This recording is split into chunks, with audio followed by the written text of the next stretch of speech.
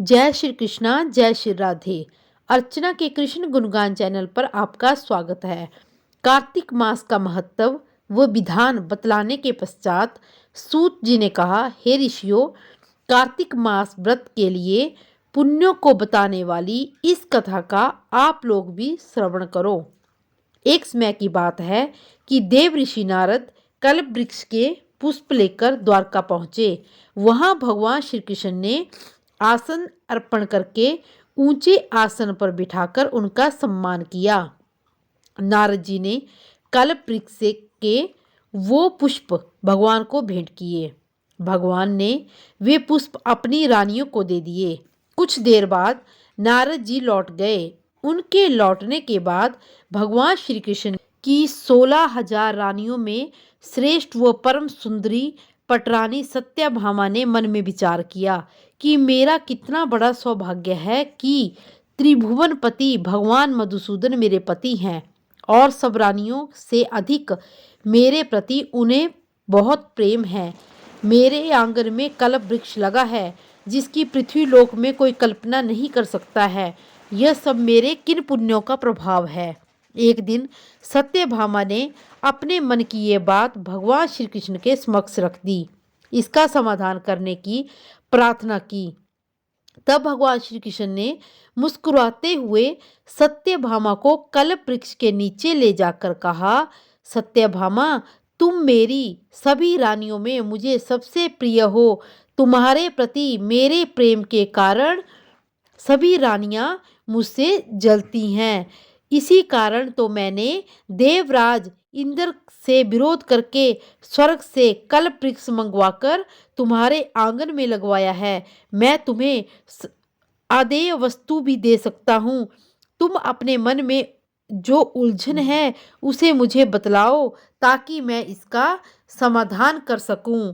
तब सत्यभामा ने प्रसन्नतापूर्वक कहा, हे स्वामी, यदि आप मुझ पर प्रसन्न हो तो कृपा करके बतलाएं कि पिछले जन्म में मैंने ऐसा कौन सा पुण्य किया था जिसके फलस्वरूप मैं आपकी पत्नी बनी और आप मुझे अपने साथ गरुड़ पर बैठाकर विभिन्न लोगों में भ्रमण करते हैं। हे प्रभु, पिछले जन्म में मैं कौन थी, मेरे माता पिता कौन थे, यह सब विस्तार से बतलाएं। भगवान श्री कृष्ण ने कहा, हे सत्यभामा, सुनो, इस जन्म में जो तुम फल भोग रही हो ये तुम्हारे पिछले अच्छे कर्मों का पुण्य है। पिछले जन्म में तुम माया नगरी के निवासी अत्रि कुल के देव शर्मा नामक ब्राह्मण की पुत्री थी और तुम्हारा नाम गुणवती था। ब्राह्मण देव शर्मा सूर्य का उपासक था और अपने समाज में सम्मानीय थे। जब तुम विवाह के योग्य हुई तब देव शर्मा ने तुम्हारा विवाह अपने परम शिष्य चंद्र से कर दिया।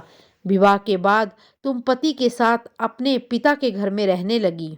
एक बार देव शर्मा व चंद्र यज्ञ हेतु लकड़ियां लेने जंगल में चले गए तो उन्हें एक राक्षस दिखाई दिया। उस राक्षस से बचने के लिए उन्होंने बहुत प्रयास किया, फिर भी उस राक्षस ने उनकी हत्या कर दी। देव शर्मा व चंद्र को उनकी भक्ति के प्रभाववश बैकुंठ धाम की प्राप्ति हुई, लेकिन गुणवती, तुम तो बेसहारा हो गई। श्री कृष्ण ने आगे कहा कि सत्यभामा, जो कोई भी पंचदेवों भगवान सूर्य, गणेश, शिव, विष्णु व शक्ति की आराधना करता है वो मेरी ही आराधना करता है। मैं एक ही हूँ, लेकिन मेरे नाम अनेक हैं। हे सत्यभामा, गुणवती, निराश्रित हो जाने पर तुम जीवन भर एकादशी का व्रत करती रही। साथ में वह कार्तिक मास का व्रत भी करती थी।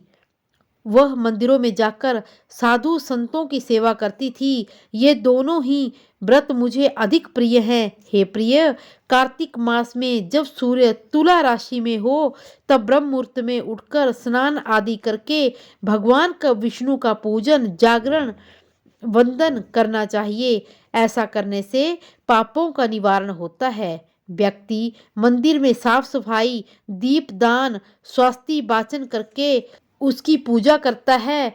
उसकी देवता भी वंदना करते हैं। जो व्यक्ति तुलसी वन की रक्षा करता है वह भव बंधन से मुक्त हो जाता है। श्री कृष्ण ने कहा, हे सत्यभामा, आयु पूरी होने पर गुणवती ने एक दिन गंगा में प्राण त्याग दिए। उसे विष्णु के पार्षद बैकुंठ धाम ले गए। वो कार्तिक मास का व्रत का ही प्रभाव था। हे सत्यभामा, पिछले जन्म में देव शर्मा ने ही इस जन्म में राजा सत्राजित के रूप में जन्म लिया। तुमने भगवान विष्णु के व्रत किए थे, अतः तुम उसी राजा की पुत्री सत्यभामा हुई और तुम्हें मेरा साथ मिला। तुम्हारा यह सौभाग्य अखंड होगा। श्री कृष्ण ने कहा, हे सत्यभामा, जो कोई भी पूरी श्रद्धा और भक्ति के कारण कार्तिक मास के व्रत करता है वो तुम्हारे समान मुझे प्रिय होता है। अन्य व्रत, पूजन, दान आदि व्रत के 16वें भाग के बराबर भी नहीं है। जय श्री कृष्णा, जय श्री राधे।